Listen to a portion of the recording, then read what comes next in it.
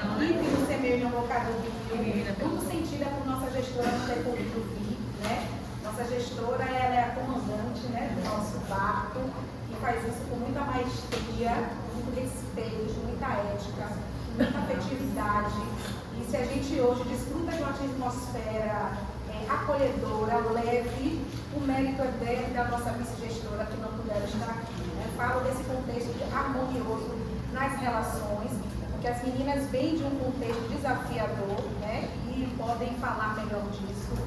E por isso, as minhas honras a Amanda, tá bom?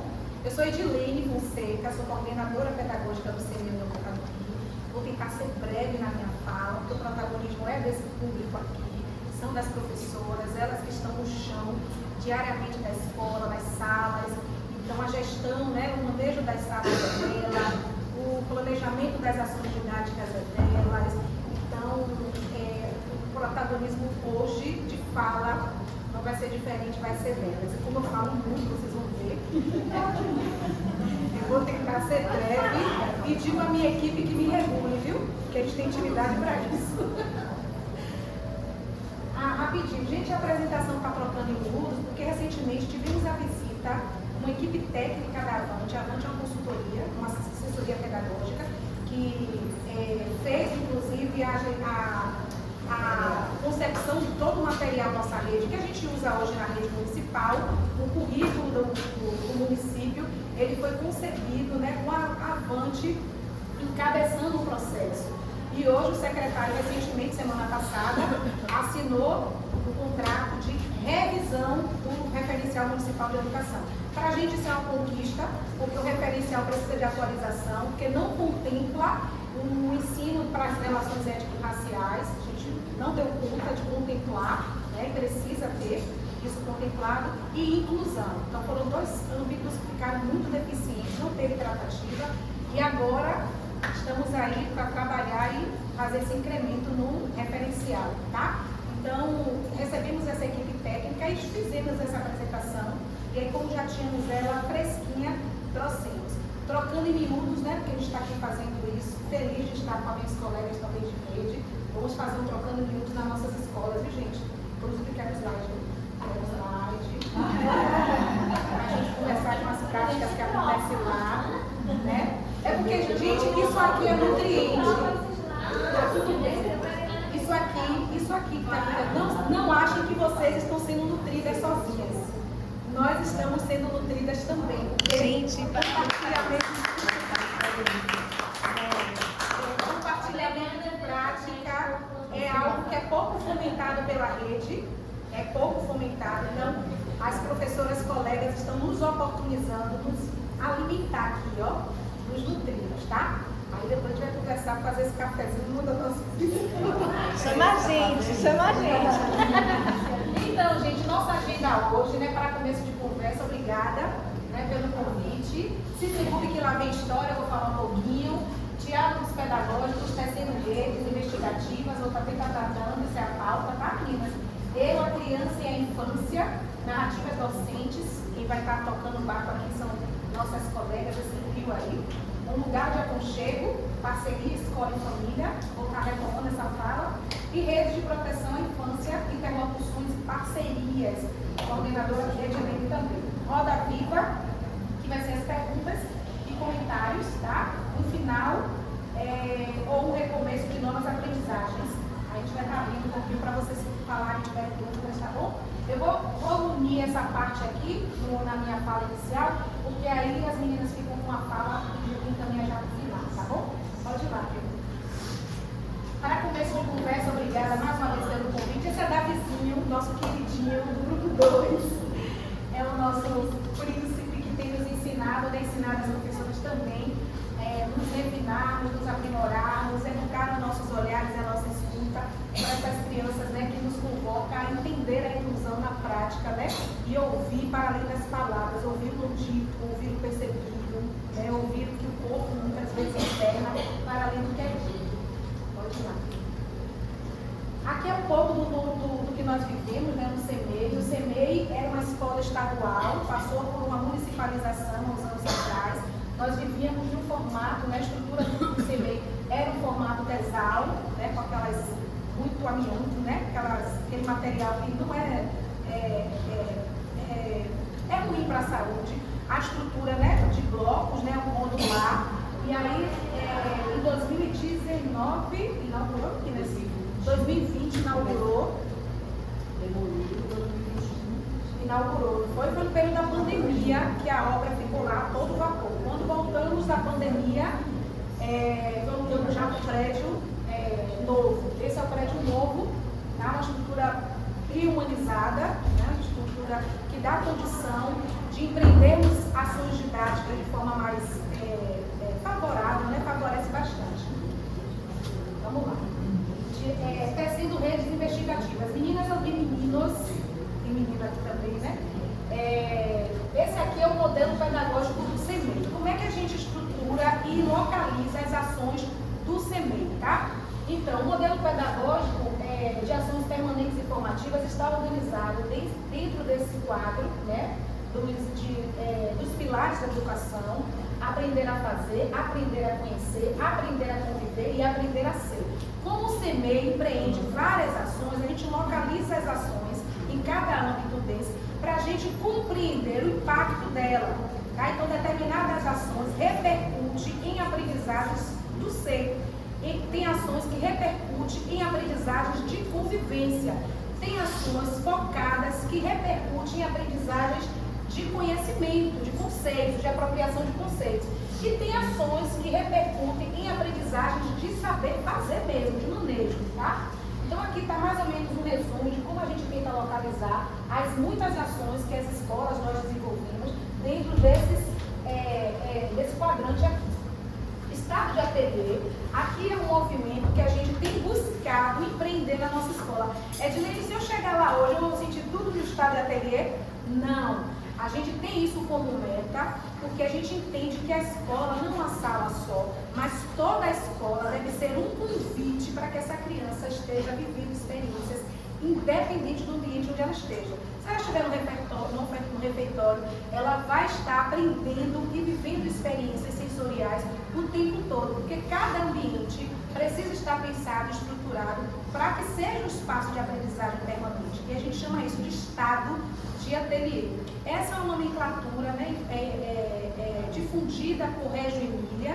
Acredito que já deve ter ouvido falar, né, desse lugar. Lá no sul da Itália, Reggio Emília é uma cidade que foi, né, muito prejudicada pós-guerra. E aí Loris Malaguzzi trouxe uma pedagogia que a gente entende como pedagogia da escuta e empreendeu um modelo de prática que é referência no mundo. A rede municipal, inclusive, já levou a equipe para visitar Reggio e a gente se inspira em Reggio na prática desse ambiente de ateliê. Os protocolos pedagógicos, meninas, o que é esse protocolo? Né? O nome assusta, protocolo. Né? Não é nada mais do que pensar as microações do CEMEI de maneira que o que está posto no referencial, que é o documento maior, né, que é um documento mandatório, se desdobre em ações práticas para que a gente não tenha dúvida, para que a gente consiga alinhar dentro do que o referencial propõe as nossas práticas, tá? Então, no protocolo, que é um documento que ainda não foi finalizado, ele está sendo feito de forma coletiva, a gente pensa ações que comunicam a nossa consciência de que concepção de criança a gente acredita, que concepção de educação infantil a gente acredita, que concepção de infância a gente acredita. Porque a gente pode estar dizendo que acredita numa concepção de criança potente, de criança autônoma, de criança protagonista, mas às vezes na ponta a minha ação não comunica isso.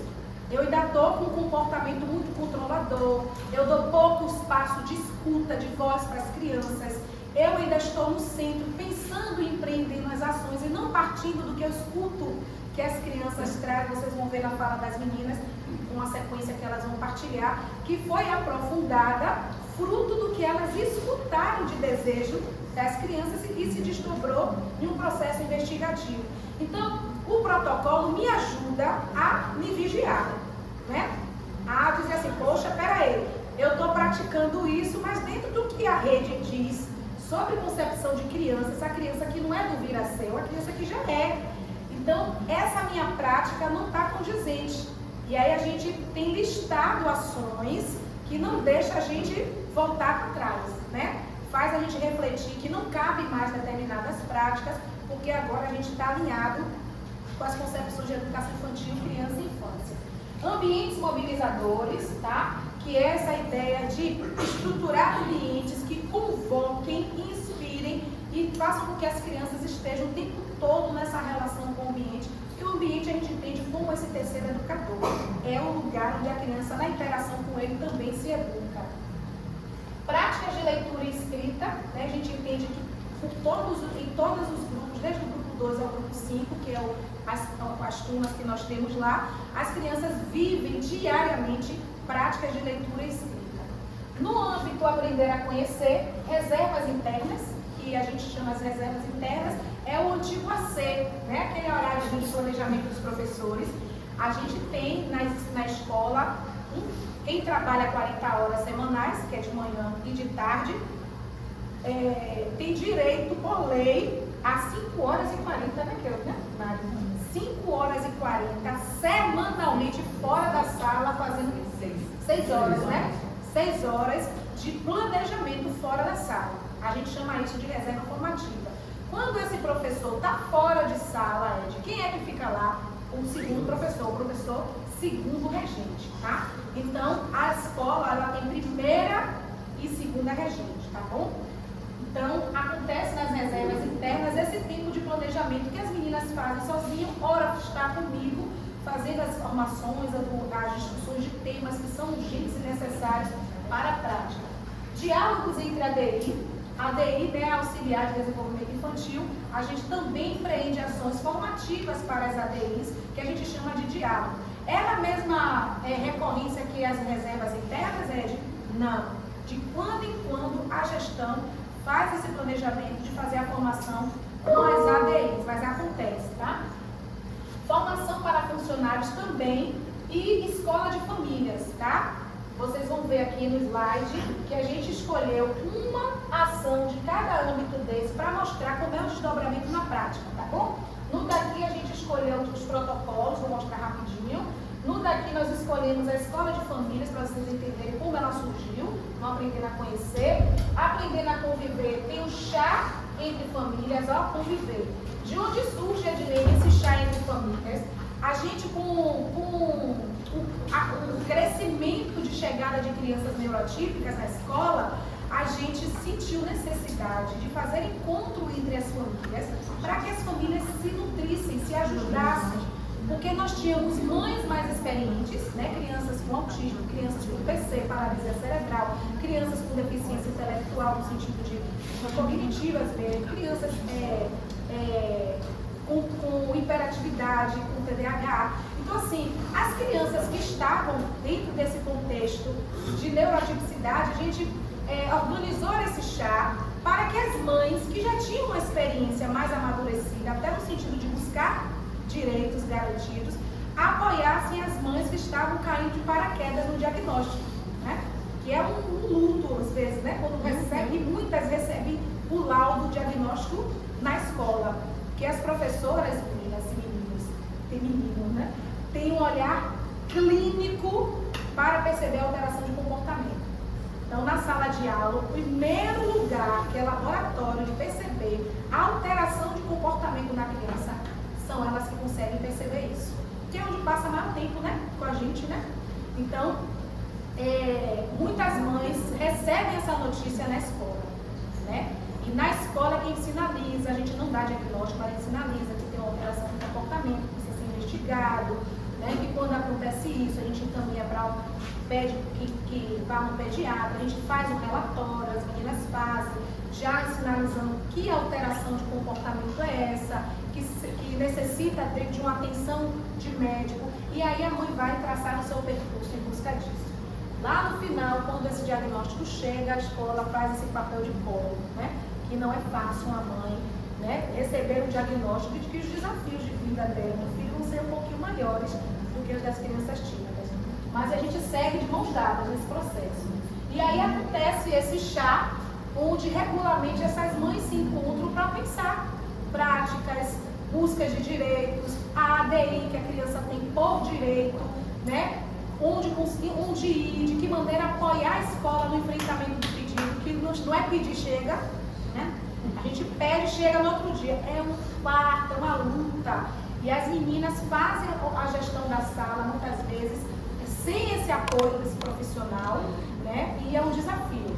Então, as mães, quando cientes do direito dos seus filhos, vão para o Ministério Público, vão para a Secretaria, vão para a GR, fortalece o pleito da escola e esse profissional chega com mais brevidade, né? Então, essa é uma ação muito bacana de que acolhe as mães. Diálogos com a comunidade, também a gente empreende algumas ações para trazer essa comunidade para dentro da escola, para entender como é que essa escola funciona, como é que essa escola gerencia essas crianças, né? Que não é só o cuidado, mas o cuidar, o educar e o brincar, né? Que são as bases da educação infantil, porque muitas têm a lógica de que é só cuidado, né? Dormir, alimentar, dar banho, e aí a gente traz a comunidade para perceber a potência, né, desse espaço que comunica essas aprendizagens.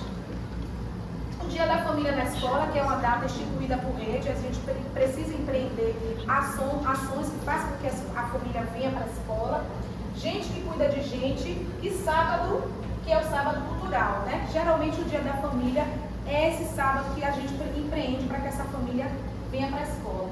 E o último âmbito, Aprender a Ser, são as vivências, rodas de diálogos, práticas compartilhadas e a UAP.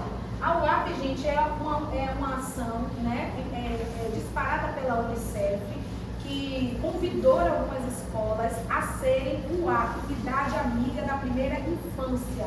Toda escola que recebe o selo, foi um treinamento, uma inscrição, foi aberta para qualquer escola, nós fizemos a inscrição e hoje nós somos uma UAP. UAP é essa unidade que comunica preocupação e engajamento com a primeira infância. E como isso se desdobra na nossa escola? Acontecem os GTs, né? A UAP, ela, por ser uma unidade, uma ação voltada para assegurar que as políticas voltadas para as crianças cheguem até ela, o protagonismo maior é da saúde. Porque a gente percebe que as crianças precisam acessar direitos de saúde e para isso acontecer, a rede de assistência, a rede de garantia de direitos, precisa dialogar. E aí nós, enquanto UAP, proporcionamos isso. Então, mensalmente, existe uma agenda protegida que não pode mudar de jeito nenhum. É toda terça, última terça do mês, aí vem Conselho Tutelar, CRAS, Distrito Sanitário, Centro Comunitário do bairro, vem todos os atores, né, dessa rede de garantia de direitos para discutir de que maneira assegurar que esses direitos cheguem na criança. E isso é muito bom, porque a gente consegue se articular de tal forma que às vezes uma mãe tem uma necessidade de uma consulta, de alguma coisa e tal, pelas relações de vínculos que esse GT proporciona, às vezes a gente pede um telefonema. Poxa, oi? O Castro Alves faz parte também, exatamente, E aí a gente pede, liga para assistente social do posto, né? Aí, poxa, tem uma criança aqui que está assim, tal, você pode, manda vir agora, né? Então a gente se vale desse vínculo e faz com que esses direitos até consigam serem mais rápidos, né? Mas a ideia é discutir política, tá? A ideia do GT é discutir política pública de maneira que o que a gente percebe no chão da escola tenha vozes, gere documentos que sejam encaminhados para quem tem poder de caneta e ir ajustando, tá? Porque às vezes quem está lá não consegue imaginar como é o manejo cá. E aí a gente discutindo as políticas, a gente consegue fazer força, ó, isso aqui precisa ser olhado, né? Uma das coisas, para vocês terem um exemplo prático, né? A gente recebe as crianças e cada vez mais tem chegado mais crianças neurotípicas. O que acontece? A criança que chega laudada é inquestionável, a vaga é mais facilmente liberada. Criança que chega laudada, a vaga, quando vai para lá para fazer a análise do sorteio, né? A criança ela é prioridade, tá? Mas chegam aquelas e a distribuição dessas crianças na turma também é previamente feita, de maneira que as professoras tenham condição de manejar essa criança para a turma. Então, se tem 4 crianças que chegaram laudadas, a gente vê como distribuí-las para que elas consigam empreender bem o planejamento. Mas aí chegam as crianças que já têm um comportamento que sinaliza, né, alterado, que sinaliza um possível diagnóstico, um laudo, mas que há dificuldade de acessar a rede, um neurologista, um especialista, é muito grande, a mãe não consegue. A mãe tem consciência de que existe uma questão no filho, mas ela chega sem laudo. Aí essa criança chega, a secretaria não consegue fazer o filtro, né? Porque na matrícula a gente não declarou lá a especificidade dela. E aí quando a gente vai ver, tá com 20 crianças numa mesma escola, a gente tem dificuldade de distribuir. Porque o laudo vem no processo que ela está dentro da escola. E aí a gente tem, querendo ou não, um excesso de crianças que pouco dá dificuldade das professoras fazer a gestão de sala de maneira que assegure o direito dela e das outras, né? Então, existe esse encaminhamento para que isso seja olhado, né? Para que maneira a secretaria vai pensar, né, na chegada dessas crianças, de que maneira assisti-la. Eu acredito que com a revisão do referencial, essas questões devem ser pensadas, tá? Pode passar. Aprender a fazer. Então, como eu falei, a gente escolheu uma das ações de 4 eixos, né? De cada eixo, para só mostrar na prática. Protocolo, tá? Então, isso aqui é um documento que está sendo elaborado, feito pela gente. E qual é o objetivo dele? É proporcionar na ação cotidiana a ideia de criança enquanto ser potente e capaz. Valorizar no ambiente e em cada ação em relação às múltiplas linguagens e expressões das crianças através de ações didáticas cheias de sentido e alinhadas com a proposta de rede. Isso é a que se propõe este documento. Então, como eu falei, a concepção de educação infantil de criança e de infância está claro no referencial, mas muitas vezes na prática, a minha prática não condiz à concepção de criança potente, protagonista, autônoma, que eu digo que acredito. E isso é um processo de vida, né, gente? Nós somos forjados por um modelo de educação, que por mais que a gente se aproprie dessa concepção de criança potente, as nossas ações ainda estão muito presas a esse modelo que nos forjou. Então é importante a gente estar sempre revendo, revisitando, refletindo sobre, poxa, verdade, isso aqui é um vício. Se eu digo que acredito nisso, eu preciso apostar nisso. Então isso nos ajuda a ajustar a caminhada. Aprender a conhecer. Reuniões com as famílias, né? Reunião com as famílias muda o modelo informativo para formativo. Surge o desejo das famílias da escola de formação de famílias. Eu comi aqui, viu, gente? O que é isso aqui, gente? As escolas, lá na nossa escola, nós tínhamos há uns anos atrás o hábito de fazer reunião informativa. Aquela reunião que a gente vai para a escola do filho, fica lá ouvindo qualquer coisa, o que é a proposta da escola, quais são os projetos, o que o filho faz lá, né? Só a informação da gestora, a coordenadora fala, a diretora fala, a professora fala, todo mundo fala, e a gente sai zonzo lá da reunião de filho, né? Assim. Aí fica, oi? Não entende nada. Então, a reunião de escola, geralmente isso uma maioria, é a reunião informativa para situar o pai da política interna da escola, do que faz, o que o professor está empreendendo, está fazendo com os seus filhos. E a gente percebia que o polo não era um polo significativo. E a gente precisava que as famílias compreendessem o fazer da escola. Então, nós mudamos para um formato formativo. Então, assim, os pais, todas as reuniões que a gente faz agora, existe um planejamento onde eles discutem em grupo. É um trabalho de sala, sabe? Trabalho em grupo, se a gente vai na faculdade, lê um material e depois apresenta, fala o que achou, apresenta as suas ideias, o que entendeu, o que não entendeu.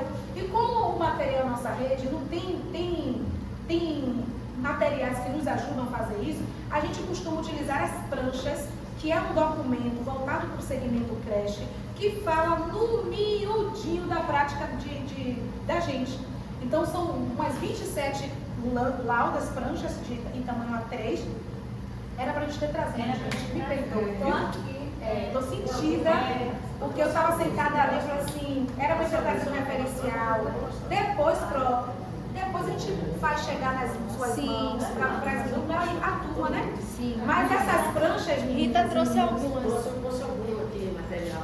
Ai, que maravilha. Prancha não, né? Na cabeça. Mas a gente faz chegar. Sim. Quando começar o estágio, A gente manda por uma das meninas, quando começar o estágio, e aí elas trazem, a gente confia. Tem no site da os PDFs. Mas é bom pegar, é bom ver. Mas está disponível no site, viu? Então as pranchas, elas nos ajudam, gente, a fazer formação com os pais.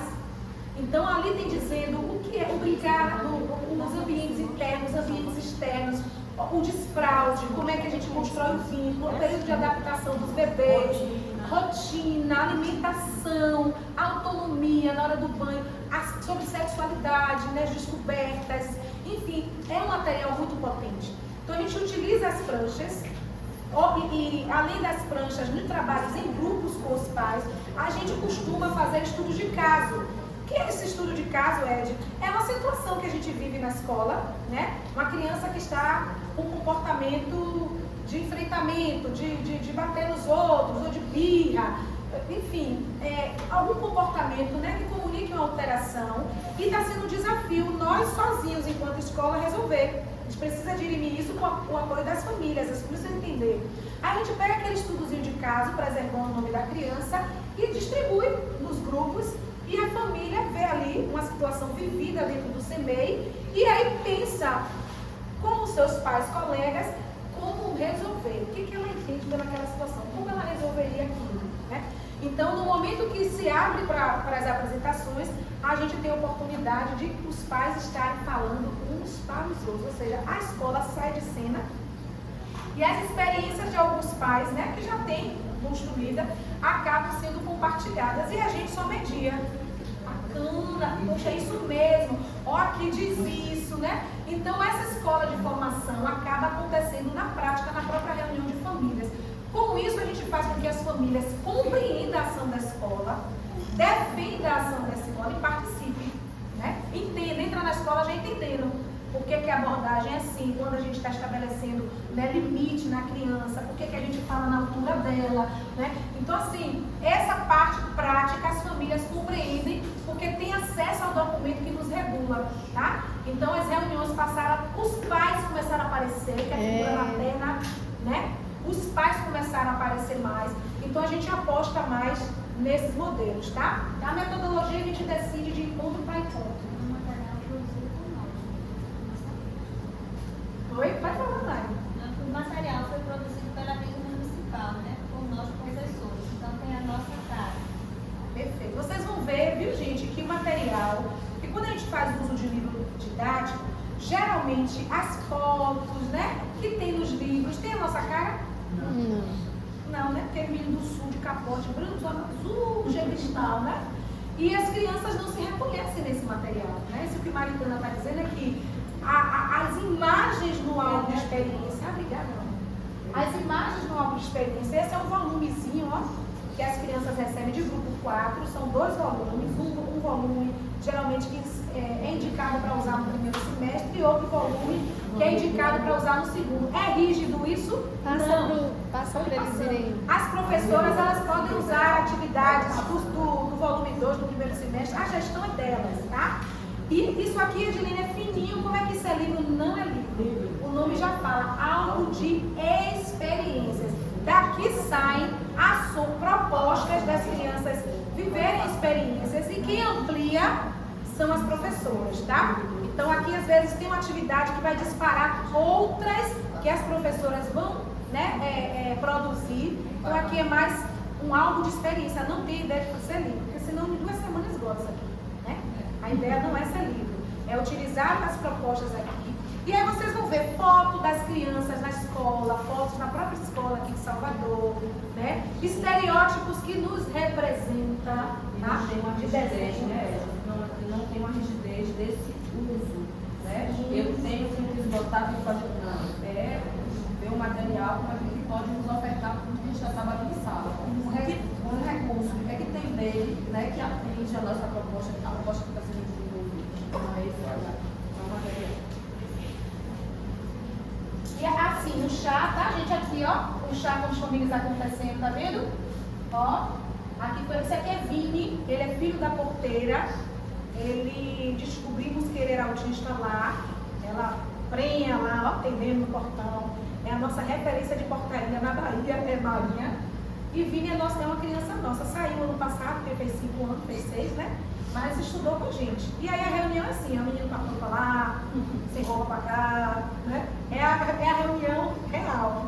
E as mães conversando. Mães que não tem mais as crianças na escola, elas voltam para esse encontro, que já não estão mais lá. E a gente chama para ser uma voz forte, para apoiar as que estão chegando. Essa daqui, cadê Pati? Aqui, Pati. Aqui, Pati, ó. Pati, mãe de Maria Júlia. Maria Júlia, ela tinha paralisia cerebral. Tinha, não tem? Foi uma criança que passou, pense uma mãe aguerrida. Essa mulher nos ensinou tanta coisa, gente. Então, quando tem essas reuniões, Pati é a consultora móvel. Ela sempre tem que estar. E não está mais com a gente, né? Hoje, Maju é campeã de natação. Ela está nadando no Salesiano São Bosco. Maria Júlia, que é a filhinha dela, tá? Vamos lá, gente. Aprender a ser, que é o outro eixo, né? A gente escolheu aqui o GT. Esse é o GT da Boca do Rio, interlocuções e parcerias com a Rede de Proteção à Infância. Aqui, como falei, como nós temos o selo AP, aqui tem gente da saúde, CRAS, Conselho Tutelar, aí embaixo aqui é o nosso colega do CRAS, o pessoal do Distrito Sanitário, o pessoal da que agora a gente é uma unidade, Guarda Municipal. Gente, pense numa mistura. Aqui o município não consegue fazer, a gente faz. Junto às escolas participam. É um GT potente. Já vai usar a cartilha que vocês estão criança. Graças a Deus, a Amanda está orientando. E pelo menos uns 100 exemplares sobre. Isso, já liberou. O secretário. Foi na mesa do secretário, o secretário, diga, diretor, o que você quer. Eu quero a impressão das cartilhas que a gente fez. Ele, quantas? Aí já vai disparar a impressão. Gente, isso é fruto, né, de articulação. Pode ir. Assim, agora falando de mim. As dimensões da atuação do coordenador pedagógico, eu já vou passar para as meninas, tá? Para vocês verem agora miudinho a prática, elas que vão falar.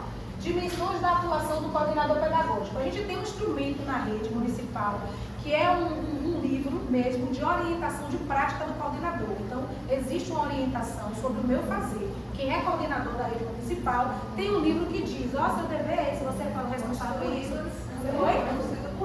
Construído por nós. E lembrado, esse material que vocês estão vendo, gente, foi feito a muitas mãos. A consultoria não chegou na rede e disse como fazer o que a gente já sabe, não. Foram feitos GTs de trabalho com professoras. A prática do próprio município foi refinado e foi para aí. Então, o que vocês estão vendo, muitas das ações já eram empreendidas nos CMEs, nas escolas, e nos GTs de trabalho, isso se transformou na sistematização desse material.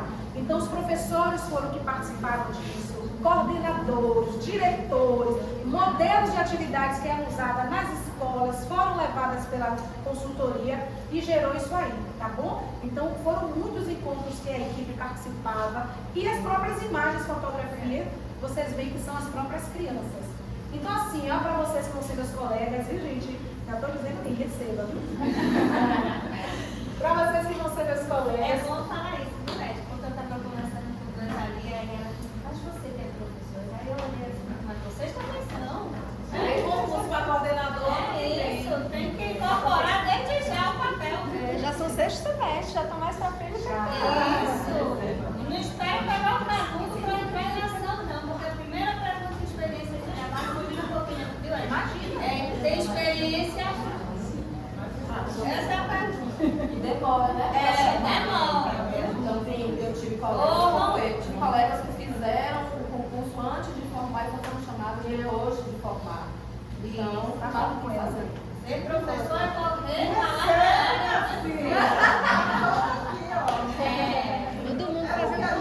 Julgaram que quer fazer concurso sem estar formado, mas uma graça que tem se eu esperar formar para fazer 45 anos de idade nas costas e você aposentar? Por favor, você precisa concursar.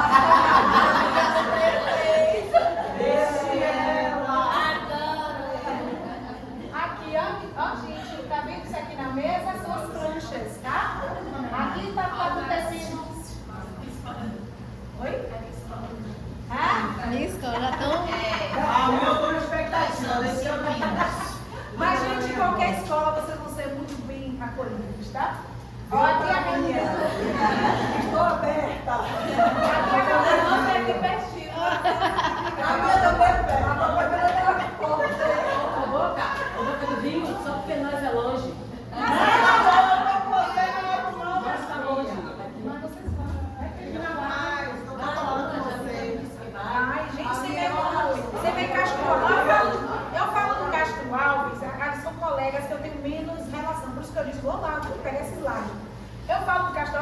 ovos e que você vê meu bagulho. É uma coisa só, praticamente. As gestoras são amigas, a coordenadora é minha amiga, é minha cliente.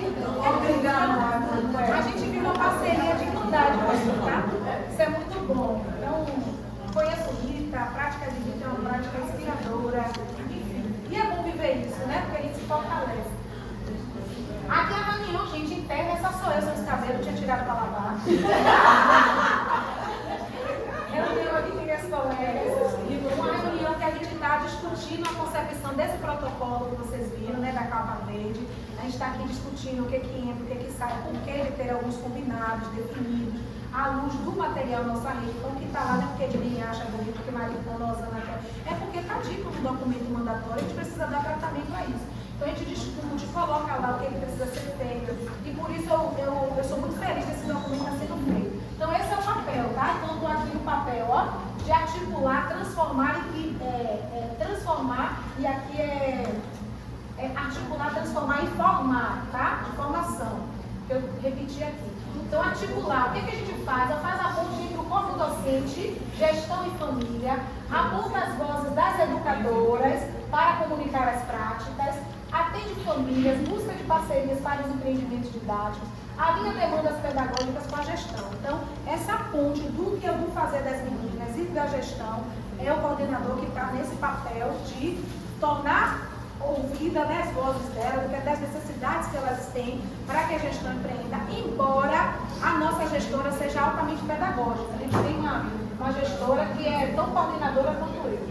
Transformador, né, que empreende contextos na direção de tornar possível a política de rede, que é isso aqui, né? É o meu papel, tornar possível e em prática a política de rede. Então, o coordenador pedagógico, ele precisa se apropriar da política de rede para empreender, as professoras empreenderem na prática. Porque, como as colegas falaram, existem desafios na rede, existem escolas que não sabem nem a cor da capa do referencial. Isso não é só uma coisa bonita, não. Existem os desafios. Então, a gente precisa se apropriar da política de rede, desse material, para que, de fato, a rede esteja alinhada na prática. No CMEI faz isso, no outro faz aquilo. No de lá, os acadêmicos balto de cá é um crime. Né? Então, desdobrar o referencial é nosso papel, para que as professoras, formadas por esse processo, coloquem em prática aquilo que é política de rede. Tá? Então, propõe processos reflexivos que questionam as ações e suas possibilidades de mudança, ou seja, o protocolo, o que ele está sendo concebido, porque tem ações que têm práticas que já se resignificaram. Tem professoras que na prática do dia a dia já estão lá, ó, alinhadas com o referencial. E tem outras, como as colegas mesmo falaram, que na mesma escola, mesmo referencial dizendo que está dizendo, está fazendo outra coisa. E aí o que acontece? A prática da de cá começa a ficar discrepante com a prática de cá. Aí quem tem que entrar em cena? A coordenadora. Aí a coordenadora precisa entrar em cena para pensar em algum instrumento que alinhe. E pensar em instrumentos que comuniquem que a prática de cá está alinhada para inspirar a prática da de lá, né? Sem ser diretiva. Né? Então, de que maneira, gente, a gente não ser diretiva? Porque a gente não acredita nesse modelo de gestão autocrática. Né? A gente acredita em modelo de gestão democrática. E isso, se falando de processo formativo, é um desafio, porque a gente precisa respeitar os tempos. E aí, quando a gente percebe que uma prática está se destacando no sentido de assertividade, aí a gente inteligentemente começa a tornar visível essa aprendizagem, esse modelo, para inspirar as outras que ainda estão se apropriando, para a gente não ser diretivo. Tem que fazer, porque aqui é assim, o referencial está indo, está fazendo por quê? A gente não acredita assim não, gente. Às vezes dá vontade. A gente não pode, né? A gente não pode, senão a gente nega o discurso da educação que a gente acredita, né? Aí o que a gente faz? A gente vai pelas beiras. Aí pega daqui que tá, ó, com a prática que lindo. E aí vai comunicando, vai, né? Isso é um manejo que nos desafia, mas a gente segue acreditando no ser humano até o fim, tá? Então, esse é o papel do coordenador e a gente tenta fazer isso de forma respeitosa. Empreende mobilizações junto à comunidade e de formar assegura momentos de planejamento, empreende encontros formativos com as professoras auxiliares e famílias, elabora e sistematiza textos e materiais de implementação. Esse é um papel também importante do coordenador. Tá? Qual é o papel importante do coordenador? Sistematizar orientaçõezinhas para que fique tudo amarradinho, tá? Ó, isso aqui é assim, porque a gente já alinhou coletivamente, ficou assim definido. Aí a gente alinha e aí as práticas dialogam, né? Ficam alinhadinhas. Então, o coordenador, papel dele é arrumar a casa, deixar o que foi dito escrito, alinhado no coletivo, porque aí quem tem tranquilidade é a gente mesmo. Né? A gente não fica dizendo a um, dizendo a outro, dizendo a outro. Ó, gente, aqui, ó, imprime, a gente combinou assim. E importante alinhar sempre com, não para. Nunca fazer nada para ninguém, gente. Sempre fazer com. Porque fazendo com, a gente se alimenta, a gente se retroalimenta. Tem muitos instrumentos lá na escola que, meu Deus, eu e a Amanda, a gente não faz só. Aí faz assim, a Osana que é boa nisso, chama a Osana ali. Osana, minha filha, como é que a gente vai fazer? Keu, chama Keu. Keu que tem uma cabeça, minha irmã, que quando a gente pergunta, ela faz entende o negócio. Maritana. Então, assim, tem documentos, tem tomada de decisões que a gente chama quem é boa naquilo. Não é porque eu sou coordenadora, eu não vou mostrar essa minha fragilidade, eu não saber. Não sei mesmo, não, porque a gente sabe. Isso aqui, minha filha, é um especialista em saúde de crianças neurotípicas. Eu já disse, abra sua clínica, você vai ter. Pense numa mulher disciplinada, inteligente, tudo que a gente sabe. Até quando eu tenho alguma coisa com minha filha, eu digo, você que é a médica nova da escola, eu dou o quê? Né? Osana, meu Deus do céu, esse trio aqui, gente, foi a melhor coisa que aconteceu na escola.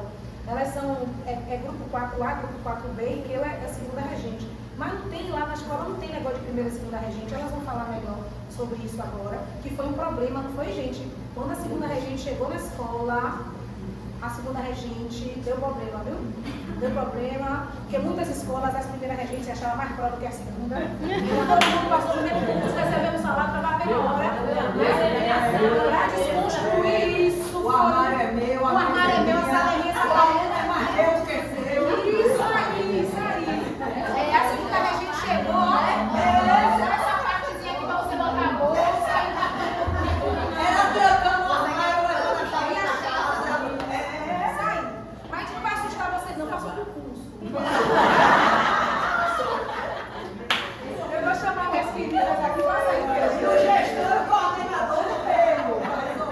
Assim, gente, só para finalizar aqui minha agenda, ó. Aqui é uma agenda semanal, que eu, Edilene, né, a intensa como sou, preciso ter para ver se eu me ajusto, né? As meninas que sabem como eu sou. Se eu estiver fazendo alguma coisa, alguém falar comigo, já fui, né? Desde de fazer o que estou fazendo. Mas essa agenda aqui é que você empreende na prática já 100% não. Aqui é o ideal, tá? Mas é importante o coordenador pedagógico ter uma agenda semanal, porque ajuda a gente a ser assertivo nos horários com relação às nossas demandas. Então, por exemplo, às vezes chega sempre pai para atender, sempre pai para atender, sempre pai para atender. E a gente vai no fluxo. Então a gente coloca qual o dia de atender a família, tá? Quinta-feira. Se uma mãe chegar na terça, ó, gente, é quinta. Qual o dia das reservas formativas com as professoras, né? Qual o dia que eu me organizo, né? No sentido de pensar, estruturar pautas para trabalhar com as meninas. Qual o dia que eu imprimo os planejamentos das professoras? Porque lá na escola é tudo acertadinho. Dia de quinta é o dia que as professoras enviam os planejamentos por meio da coordenação. E aí quando chega na sexta, eu dou cabo de imprimir o planejamento delas e deixo lá o planejamento do grupo 2, planejamento do grupo 3, planejamento do grupo 4, porque aí eu me organizo. Quando chega a segunda, as professoras já vão na mesa e pegam os planejamentos. Então que dia eu faço isso? Sempre na quinta-feira é o dia que eu faço a leitura, impressão e tal. Então aqui é uma agenda que eu tento, reunião com a gestão, a gente tenta fazer essa reunião para botar as coisas em dias. É o planejamento e organização de materiais, esse espaço. Essa é uma agenda que eu fiz para eu estar podendo me direcionar no sentido de colocar cada coisinha dentro da demanda diária em um determinado horário. Isso ajuda na gestão do tempo. Pode passar. E agora, com vocês, as professoras, para falar um pouquinho de prática, tá bom? Maritana, Osana, pedagoga, pós-graduada em gestão da educação básica pela UNEB, e educação, professora na rede. Minha Mari, minha Osana. Maritana, pedagoga também, pós-graduada em pedagogia. pedagogia clínica, institucional. Essa é a nossa poetina da escola brava, mas é doce, meu Deus, como mel. Professora da rede, Cleide, nossa colega, que chegou como segunda regente. Vem aqui, Levante, você também. Formada aqui pela casa, pela UNEB, pós-graduada em coordenação pedagógica, de educação infantil, ludopedagogia e transtorno de espectro autista, professora na rede municipal e nossas colegas, né? Então, nós vamos falar agora um pouquinho, eu vou ficar agora de escuta, tá?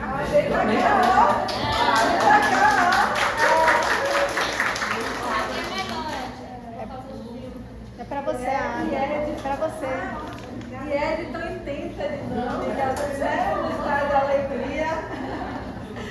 Bom, gente, é um prazer para nós estarmos aqui. Vamos falar um pouquinho da nossa prática, né? Nós três, assim, em sala, como é que na escola.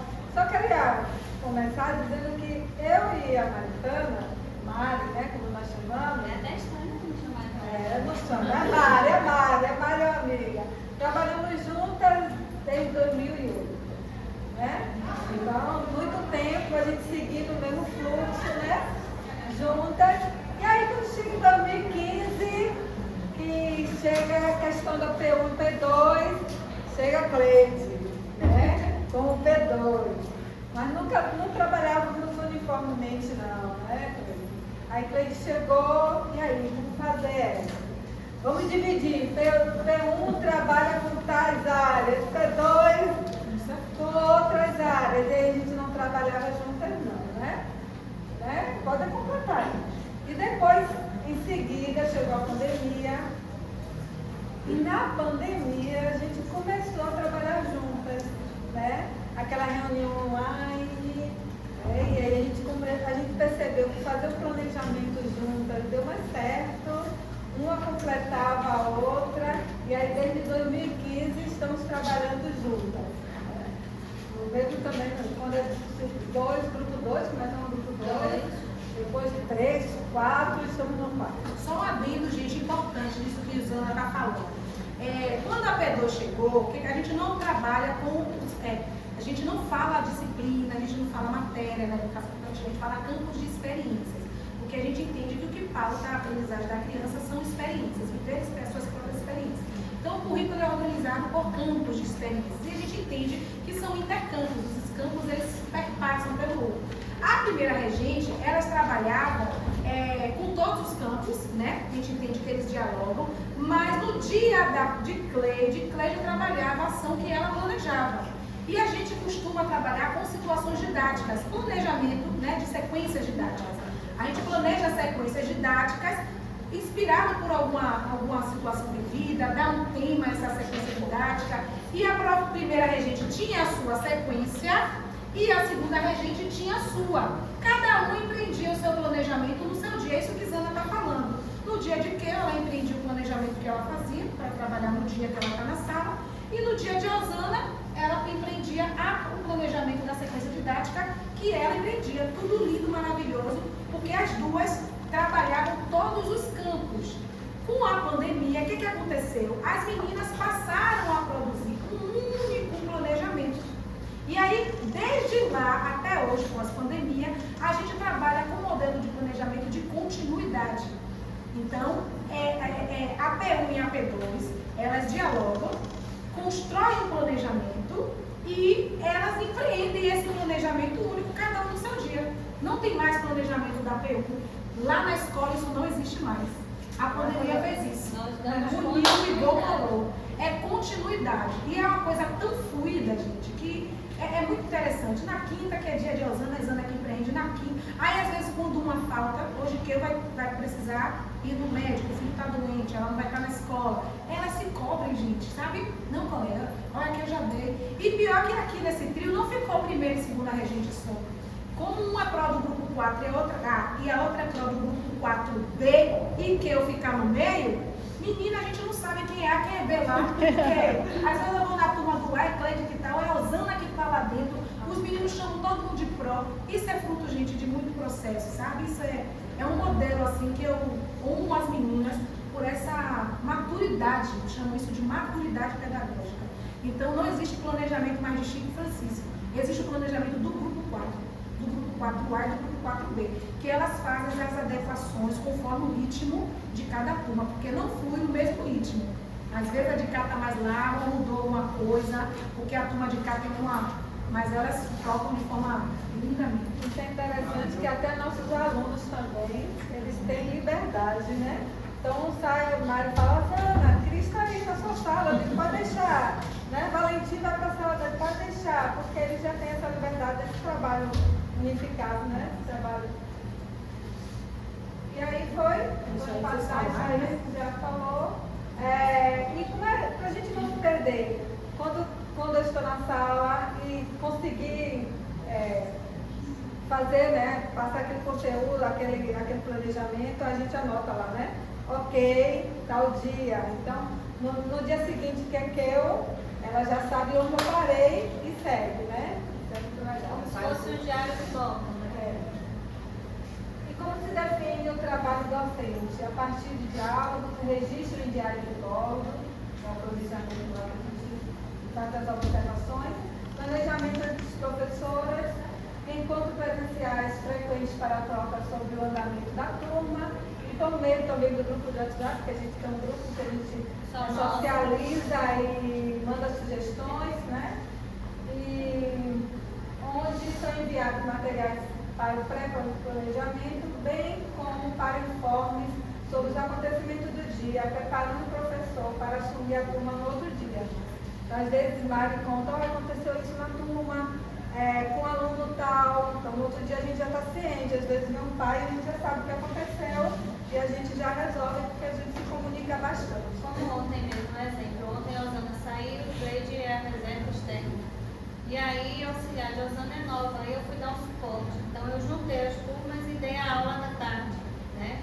E aí aconteceu uma situação que eu já passei para as duas. Então se a mãe chegar, foi isso que aconteceu. Então a gente fala sempre a mesma linguagem, tem essa preocupação de estar alimentando, aconteceu isso, olha, foi isso, fiz dessa forma. Para quem não haja, é uma palavra da professora Zana, uma palavra da professora Cleide, até porque quem estava lá era eu, né? Eu sou da turma D. E elas são C, então Cleide é comigo D. Então a gente fala a mesma linguagem, a gente toma as mesmas decisões, a gente alimenta o planejamento. Aonde eu parei, eu só fui até aqui na turma tal, aí a turma de Osana já avançou. Então sempre essa preocupação de estar alimentando e pontuando o que aconteceu, né? Por isso que a gente não tem dois planejamentos hoje, mas no início nós tínhamos, né? As diretrizes curriculares nacionais para a educação infantil afirma que criança, sujeito histórico de direitos que, nas interações, relações e práticas cotidianas que ele vivencia, constrói sua identidade pessoal e coletiva. Brinca, imagina, fantasia, deseja, aprende, observa, experimenta, narra, questiona e constrói sentimentos sobre a natureza e a sociedade, produzindo cultura. Então, a partir daí, a gente começa a pensar, né? Planejamento, as sequências didáticas, né? Então, a partir daí, as observações, né? Porque a escuta fica no dia a dia, então eles estão no parque, a gente está ali, estamos observando, projetando, certo? Então, a partir daí, a gente começa a planejar. Levando em consideração as diretrizes curriculares nacionais, o referencial da educação infantil e a nossa concepção pedagógica na crença de que a criança é a protagonista na sua aprendizagem, produzimos então a partir das observações e escuta, a depender do objetivo, das demandas de intervenções para a aprendizagem, das necessidades individuais e coletivas das crianças e do momento em que estamos trabalhando. Então nós observamos. Eu gostei muito do São Marido, da escola das meninas, aquele corredor. Aí me reportou uma situação, né? Cada vez mais as crianças são cada vez mais falosas, elas nascem já de olho aberto. E aí, numa das vezes, eu disse, gente, vamos parar. Eu gostei daquela ideia do corredor de empreender ali para prender a atenção deles. Vamos parar de correr. Aí um virou para mim e disse assim, 5 anos. Mas ele não é corredor? não é para correr? Aí eu disse, aí você toma aquele soco, né? Porque, como você mesmo falou na sua fala, a gente aprende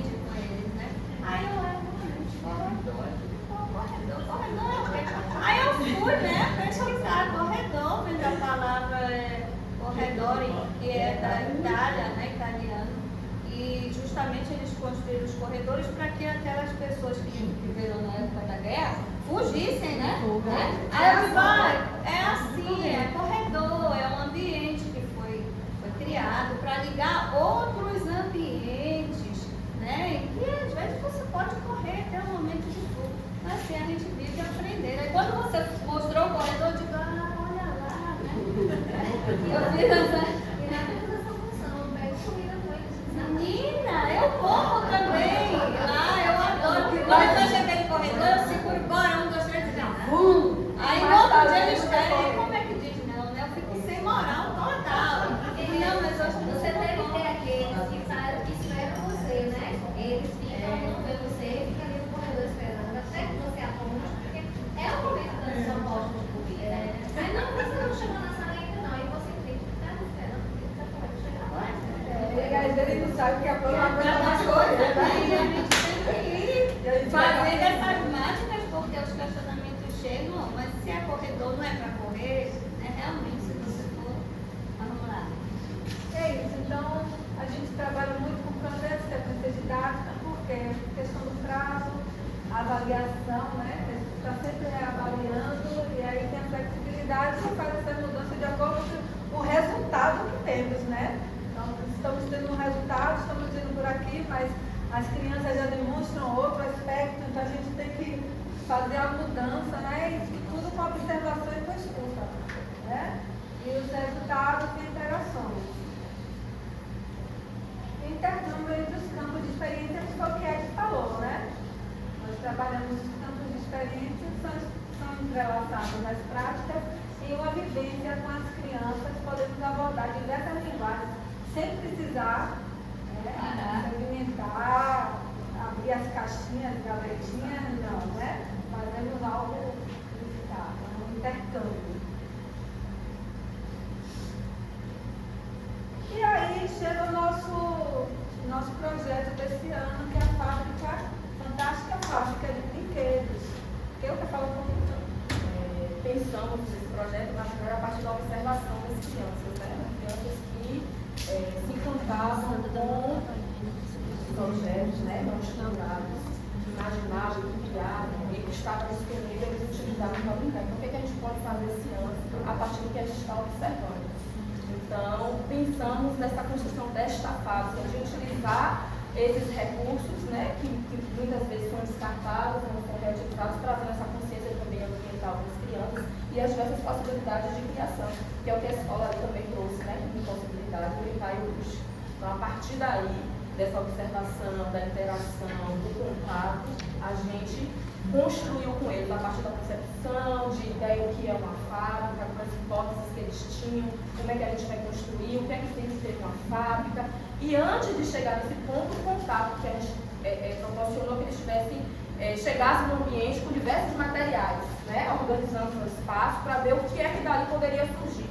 Né? E assim, vocês podem criar, o que é que pode ser feito, tudo que vocês fizerem, e observando as fotos, a gente trazia as fotos deles brincando, e eles se observando naquilo que eles tinham produzido, muita coisa sai dali, a gente pode construir mais. Será que o brinquedo só é aquele que a gente consegue comprar na loja? E aí a gente entra também com a consciência, né, econômica também, na questão do consumismo, a questão do respeito também, aquele que pode ou aquele que não pode ter, o que é que eu posso fazer, né, quando eu não tenho essa oportunidade.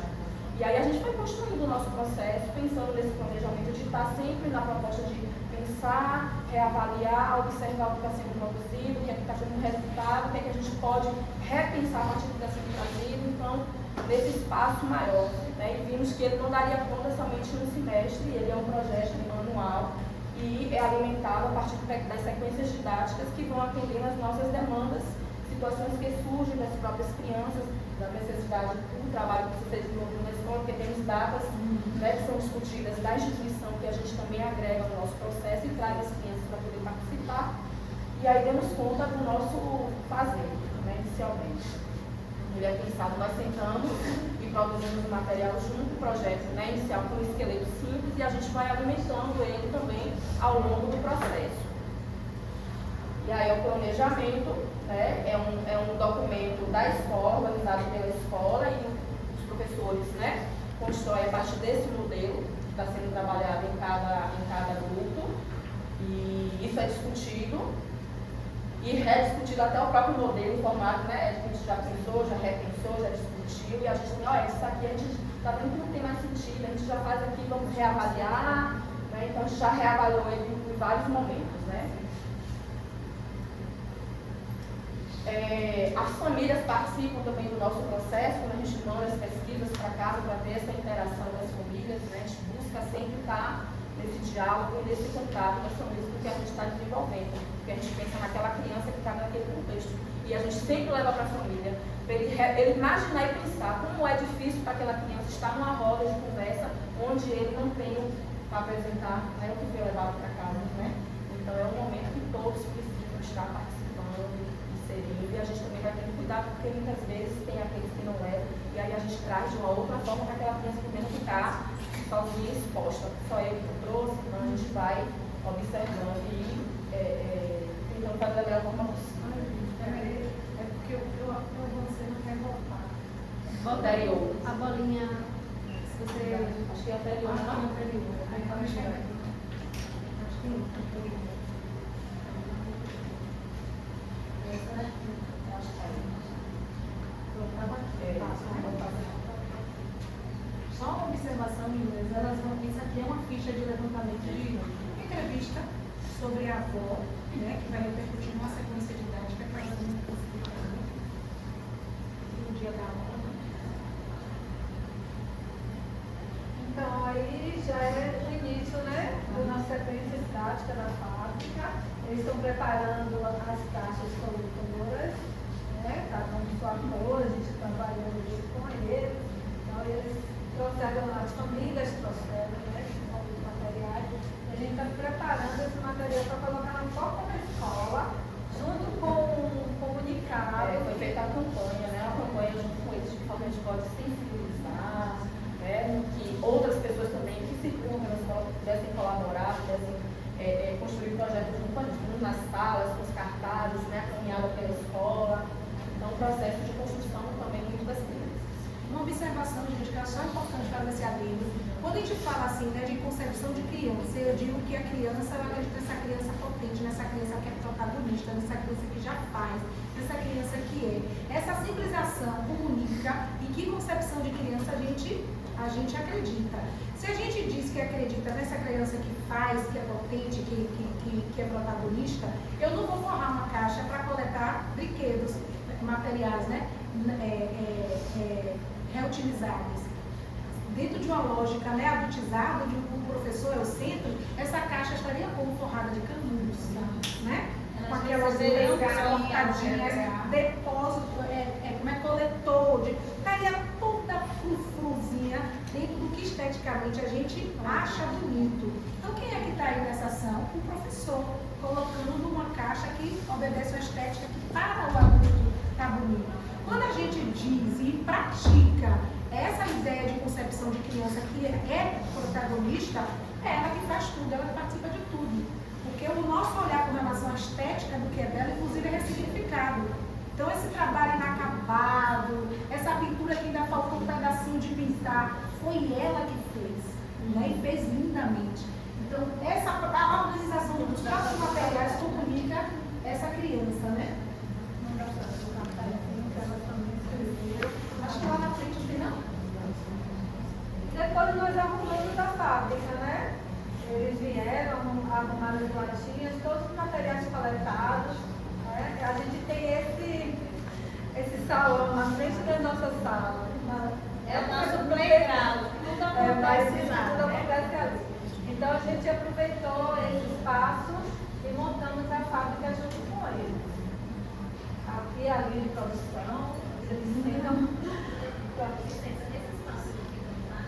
Na frente da Na sala. frente da sala temos esse hall. Deixa eu contar uma história. Ninguém queria essas duas salas porque não tinha banheiro interno, né? Todo mundo, a escola foi reformada, a gente dá um banheiro interno, banheiro interno. Meninas, presta atenção. Vamos ficar naquelas salas das pontas, né? Porque é melhor o banheiro fora, porque, né? Não vai ficar fazendo xixi se não for limpo direito e tal. Eu pensei, ixi, a mulher está no coronavírus, é melhor a gente ficar fora, acredito, é mesmo. Aí a Osana ficou meio assim, não, eu quero pro suíte, eu digo, Osana. Aí, vamos pro mar, ficamos na nós ganhamos um playground. Na frente, lá em Porque a nossa turma, as nossas salas ficam assim bem na ponta do prédio, né? O prédio é retangular, então são as duas de lá. E aí tem 2 banheiros para a gente usar só que fora. E aí nós temos esse salão. É nosso playground. Quando a gente vai planejar, às vezes o Cleide bota lá de você, não vem cá, esse Cleide botou aqui, tá na área.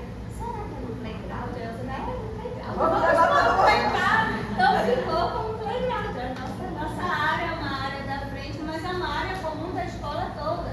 Mas nós montamos nossa fábrica ali, tudo acontece ali, no playground. E as outras turmas transitam. Transitam e respeitam, não mexem. Que foi concebido ideia das mãos. Eles olham, mexem, mas não. Esse projeto, a fábrica de construção de brinquedos, é um projeto do grupo 4 ou da escola? Do grupo 4, C e D. Lá tem 4 grupos 4. Né? Tem duas casadinhas de. Não, tem 3 casadinhas, né? 3. Mas tem 2 trios. Então esse é o trio do grupo 4C e D. Tem um outro trio, que é o grupo A e B, que elas concebem outra realidade. Tem autonomia do que planejar entre elas. Se elas não viessem, viria outro trio. A gente foi colocando ali, mas não vamos ler, se assuste não. Foi só para lembrar mesmo, para não esquecer.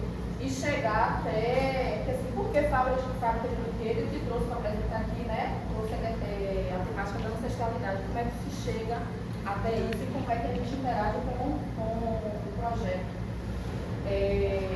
Temos o Dia da Família, que é a data, né, institucionalizada pela escola, e nesse dia nós recebemos a visita de uma mãe para fazer uma contação de história, que é a história das Abaionis, e utilizamos a nossa fábrica para a produção dessa boneca, né?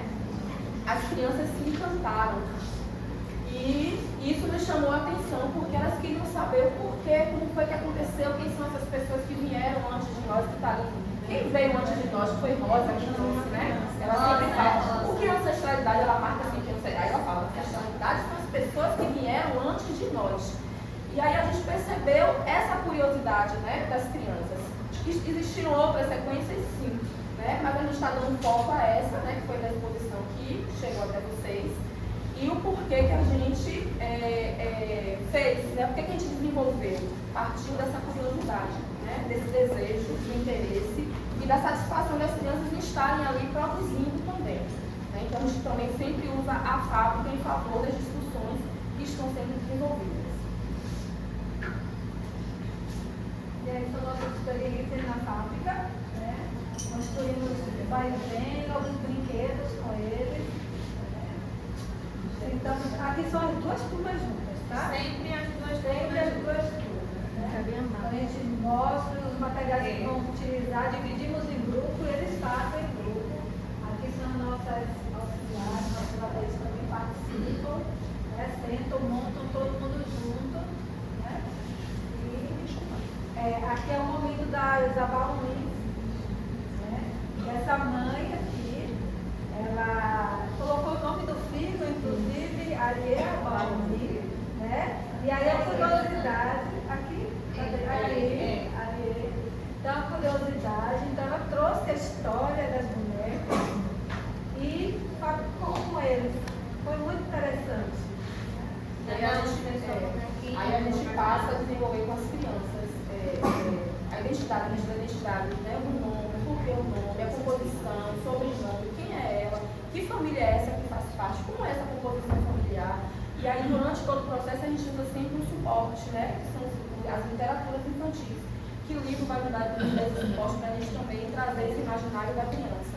Então, fomos desenvolvendo, utilizando Betina, né, o Menino das Asas Invisíveis, mapas traçados em tranças, tudo dialogando com a proposta que estava ali sendo vivenciada, tentando proporcionar às crianças que eles se reconheçam e se valorizem, né? A gente tem essa preocupação de trabalhar com a valorização da sua identidade, né? Da sua autoestima, que esse é um dos nossos objetivos também.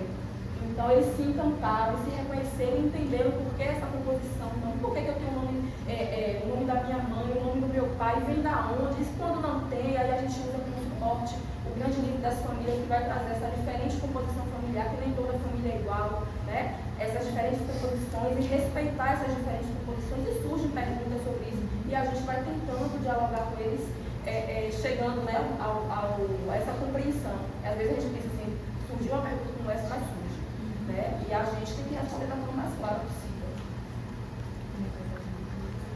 E aí, durante o processo, né, com a questão da ancestralidade que a gente traz, né, a ideia, a escola trouxe a data, que foi a festa da avó, como é que a gente vai trazer esse estudo para as crianças com o propósito de fazer esse dia festivo de receber esses avós na escola. E aí, já trazendo, né, o que a gente vinha desenvolvendo, juntamente com os livros, e essa história que já vinha sendo discutida, foi a pesquisa para casa, com as preferências, quem são esses avós, o que é que gostam de fazer, o que gostam de ouvir, o que gostam de comer, e convidei esses avós também para irem na escola e foram contar história, fazer uma receita, e utilizar também as pessoas que fazem parte do convívio deles na escola, porque tem funcionários que são avós, funcionário que é transista, e trazer essa realidade daquilo que vai compondo o que a gente está discutindo. Uma observação, gente, hoje a gente percebe que as escolas ainda estão muito voltadas para as datas comemorativas. O currículo, ele circula em torno de datas comemorativas, dia do soldado, dia do folclore, enfim, né? O que a gente pensa, né, hoje quanto escola? Que essas datas, né, elas não devem ser o centro do currículo, das práticas da escola, mas precisamos estar atentos para o que algumas dessas datas podem disparar no sentido de investigações e dar sentido. No dia da avó, por exemplo, como honrar as avós, não somente tratando de um único dia.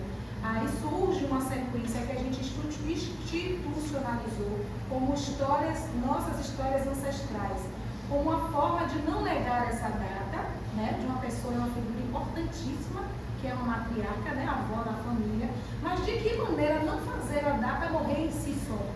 E aí surge essa sequência que as meninas já deram desdobramento, sem nem precisar dessa sequência dizendo que precisa trabalhar isso. Você vê que surgiu de um diálogo, de uma pergunta de uma criança, que já tornou um indicador para elas aprofundarem. Então a gente não enfatiza a data comemorativa. A gente pega algumas, talvez, para aprofundar investigações que são da vida. E a fábrica vai caminhando aí no que está sendo produzido, né? Teve o dia do chá, teve o dia da trançagem, de fazer a trança, do movimento de trançar, esse movimento, e essa história da trança, né? Como é que ela surge, né?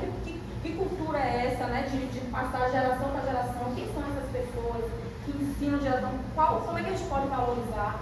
Então a fábrica vai entrando nessa produção. E a criança vai se identificando, né? Que a própria Rosa, que falou sobre a sexualidade, ela mesma disse, nossa, você já sabe trançar, minha avó ensinou. Ela já sabia. Laura Sofia dessa escola. O biscoitinho de Laura Sofia. Laura Sofia, os biscoitinhos que fizeram.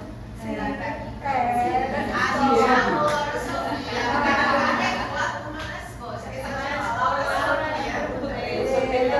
coisas. Biscoitinho foram do grupo 3. A gente chamou Laura Sofia. Então, assim, a própria criança se reconhece, né? Não foi minha avó, que me ensinou a trançar, né? E aí ela ensinava também os coleguinhas do movimento da trança, né? Foi interessante. E aí, nesse momento, nós aproveitamos para discutir com ela os diferentes tipos de cabelo, né?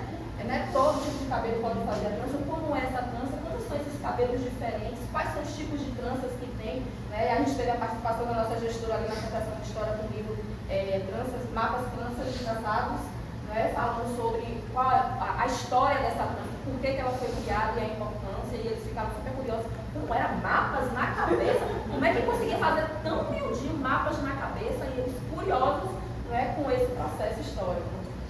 E por coincidência, a nossa gestora tinha acabado de colocar as tranças, então acalhou, veio acalhar. E ali é uma avó que é funcionária da escola, né? Faz parte da cozinha, dona Rita, né? Com a netinha ali, ó, e fazendo sequilhos para o dia da vovó. porque nós combinamos com o chá, né, e eles produziram esse guia. Nós tivemos nesse chá algumas apresentações. Uma delas foi a produção de história. Eles construíram a casinha do fantoche, produziram a própria história, então teve a história coletiva, a produção da história coletiva. Meteoro de amor. Meteoro de amor. Produziram os elementos da apresentação da história. Então, os personagens foram utilizados, os recursos da fábrica, né? Então, as garrafas PET, as caixas de leite. A caixa de leite transformou no príncipe, na princesa. Então, e eles atrás da casinha, super eufóricos para poder contar a história. E os avós ficaram fascinados. Então, dá para entender como é que as coisas vão acontecendo. Rapidinho. E o mais bonito foi no dia do chá, os avós lá, né? Todos idosos, e aí depois eles vendo os netos, né, apresentando a história, e foram embora dizendo, pronto, foi ótimo, ano que vem queremos te falar. Ano que vem vai ser melhor ainda. Teve um que virou o avô de Sofia. Ano que vem eu venho de novo, viu, brother? Tá certo. Assim, a satisfação, né, que você está trazendo a família sempre para dentro da escola nesses momentos, né? Foi muito lindo. Ed não estava? Para concluir, a gente entrou em contato, né, falando sobre as semana de folclore, não foi? Com os aspectos culturais. E aí a gente viu de que forma essa ancestralidade está presente nos aspectos culturais, né, que a gente vai vivenciando na sociedade. E aí chegamos nas ganhadeiras, que muitas delas são avós, né?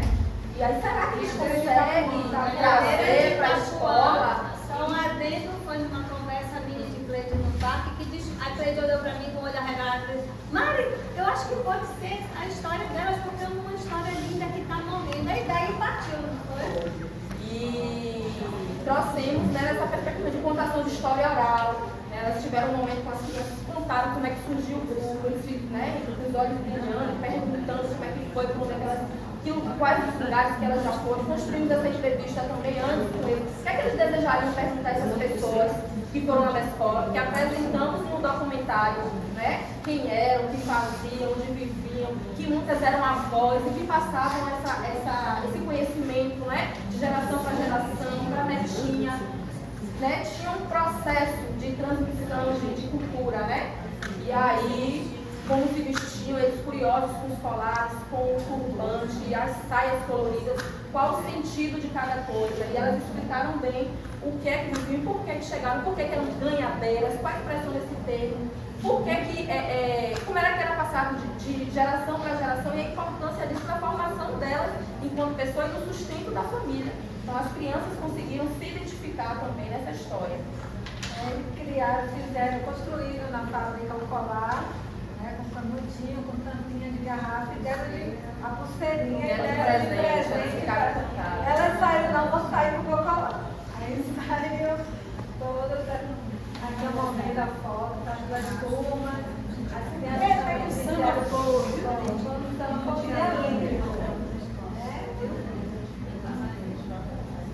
aqui na construção também da fábrica.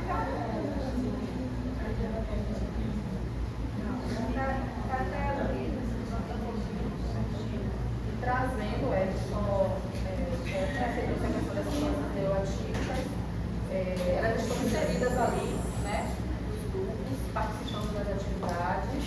Tem crianças que precisam muitas vezes de um olhar ou de um momento, né, por demandas mesmo individuais, mas elas em si participam de todo o momento coletivo, estão presentes. E a gente tenta todo o tempo estar respeitando o desejo, né, e as necessidades delas, que a gente está fazendo também. Mas o interesse é que elas estejam inseridas ali no coletivo sempre. Né? E que esteja confortável, porque muitas vezes não é, e quando não é, a gente respeita, né, para que ele saia, depois retorne, a gente atenda, né, o que ele está pedindo no momento.